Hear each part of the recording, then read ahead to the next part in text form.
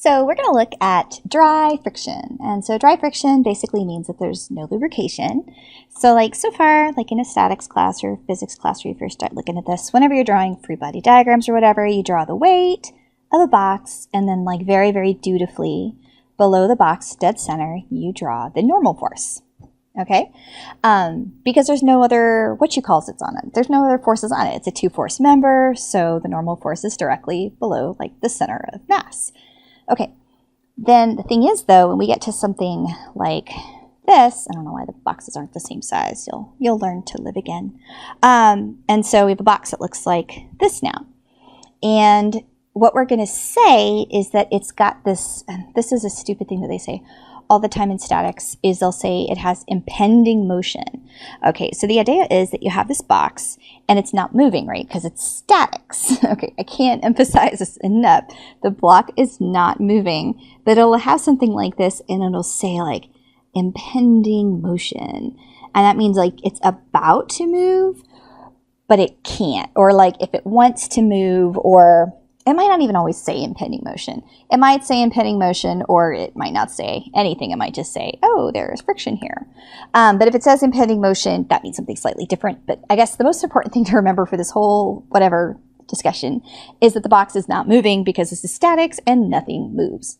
Okay, so the idea is now when we have, say, the weight right here, let's say we had some kind of a force pulling on it. So the pulling force, P, and it's some unknown distance, H, off the top. Okay, now this is no longer a two-force member, so I don't necessarily have to, I don't necessarily line this up. And in fact, if I did line up my normal force right here, and then let's say my frictional force, so let's say it kind of still wants to go, maybe it's not impending, but it's it wants to go that way. The friction is always in the opposite direction of motion, as we learned in physics. So that means my frictional force is pointing to the left. So this is force of friction.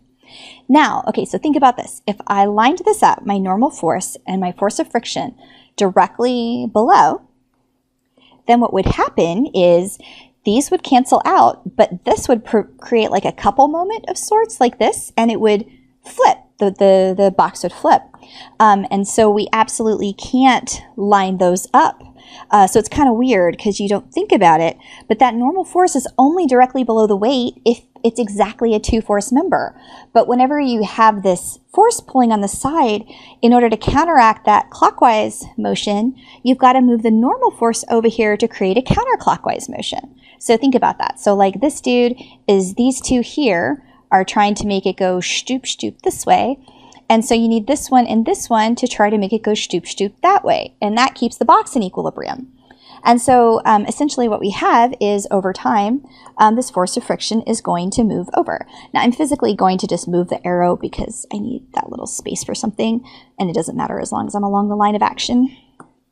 So yeah, it's kind of weird. I think I lost the bottom of my box somewhere along the way. But because you don't really think about that in physics of that normal force moving. And I'm sure there's some physics dude who's I swear I taught them that. And I'm I took physics. I don't remember learning that until I got to statics. So we might have this line here down the middle, and we're just pretending that's the middle of my box. So it moves over by some, unknown X. Okay, so it's interesting because as we increase P, N is going to move toward the corner. So as P gets greater and greater and greater, N's got to move further and further and further over to counteract that, I drew this the wrong direction, to counteract that moment, right? Because that's trying to twist this way. This is trying to twist this way.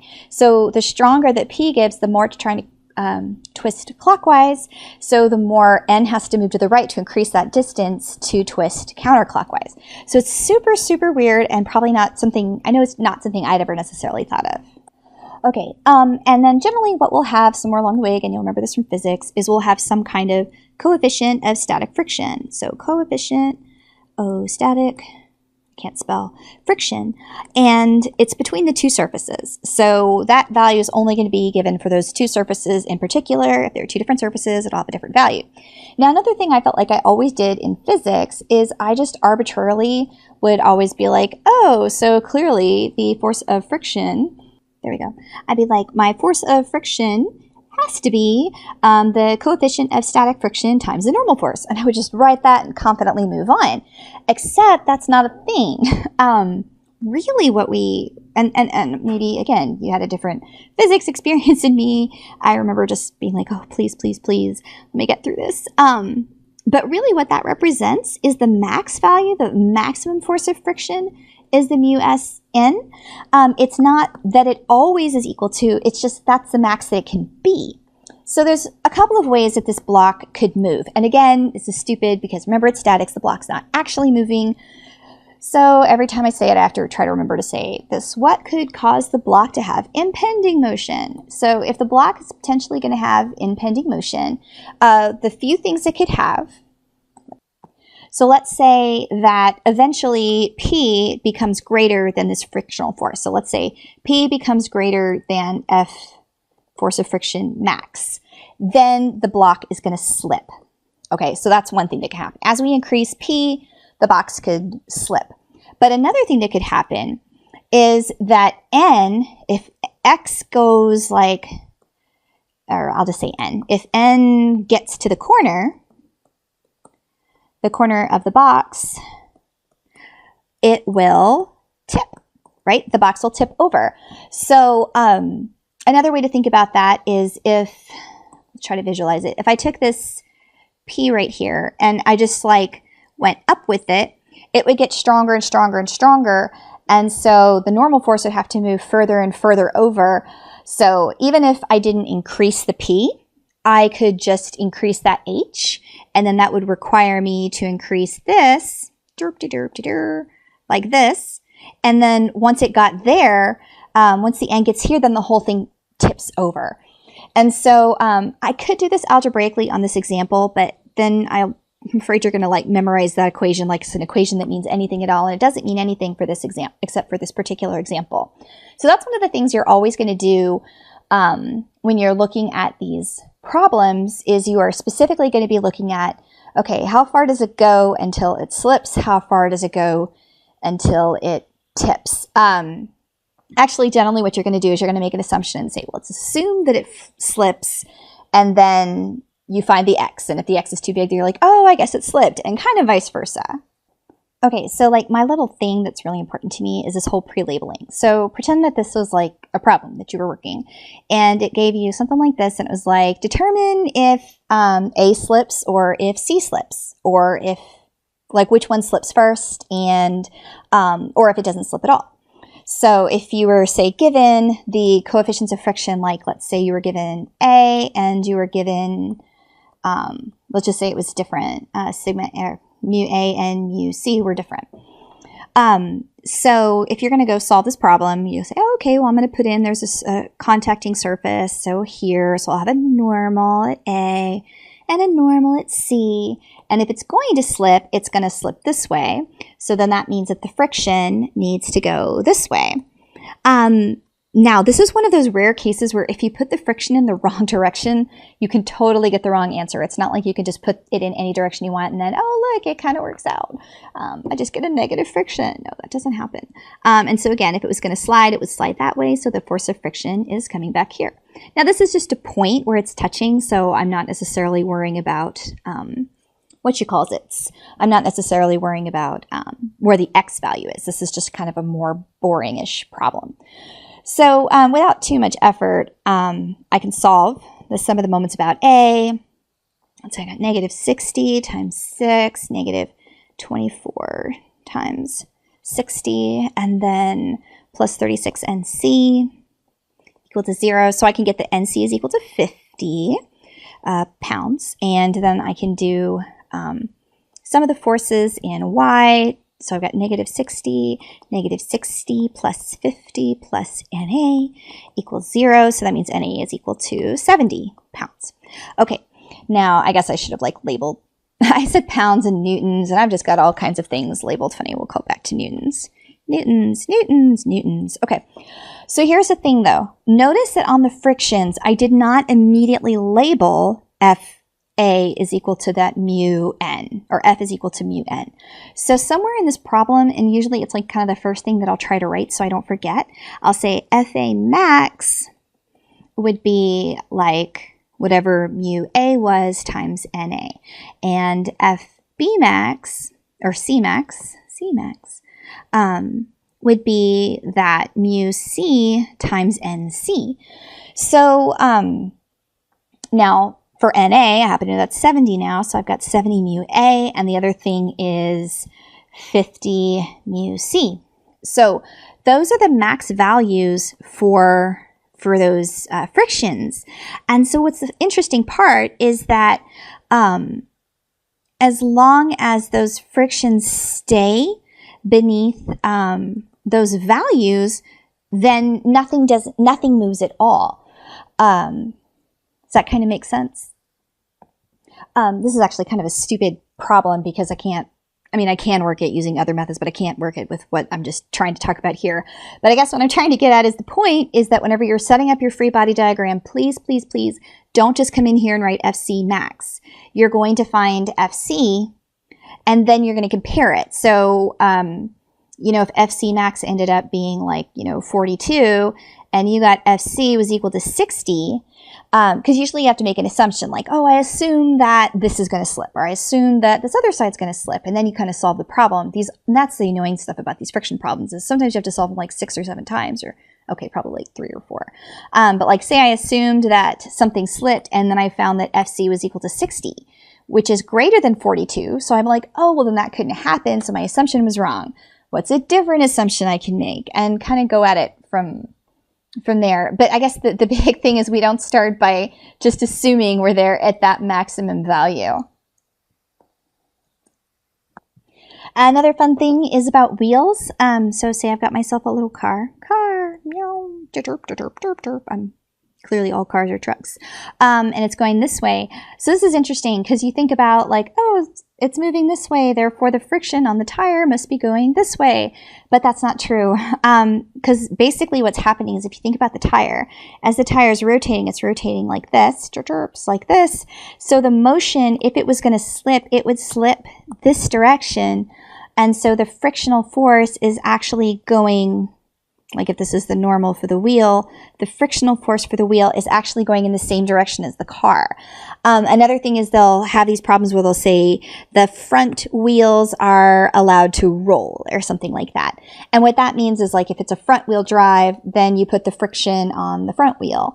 If it's a rear wheel drive, then you'd put the friction on the back wheel. If it says the front is free to roll, then that means that your friction goes on the back, kind of thing. So those are some things to think about for wheels. And let me see if I can I'll go ahead and write up some, little tips and tricks to go with this. All right, so everybody loves rules. Okay, so the rules concerning dry friction. It's always tangent to the normal force. So no matter what you do, if your normal force is like this, that's your friction. Or maybe it's pointed the other way. If that's your normal, that's your friction. It's always, always, always perpendicular to the surface or to wherever your normal is. So if you've got, a ladder coming into the wall right here, that normal force is going to be like that. And then your frictional force is probably going to keep it from sliding down. Okay. So you've got to just constantly remember that wherever you're putting your I almost did it just now, your force of friction is always going to be perpendicular to your normal force like that. Okay, another one is that dry friction is always independent of the surface area of contact. And that's one that kind of like freaks people out because they're like, well, if I have this box and it's heavy, then if I turn the box on the side, maybe it should have less friction. And that's not a thing, at least not in statics, because the idea is, well, let's pretend I'm looking at the boxes upside down. So if this box, well, I'll do it this way. If the box has some weight, then you have a bigger surface area. So all these itty bitty weights are kind of distributed more evenly and they're smaller.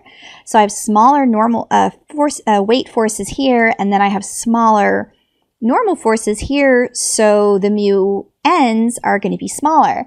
If I have the box on its end like this, then the weight distribution is going to be a little bit bigger because there's less space to distribute the weight. So the normal forces are going to be bigger, but the area under the curve is still going to be the same.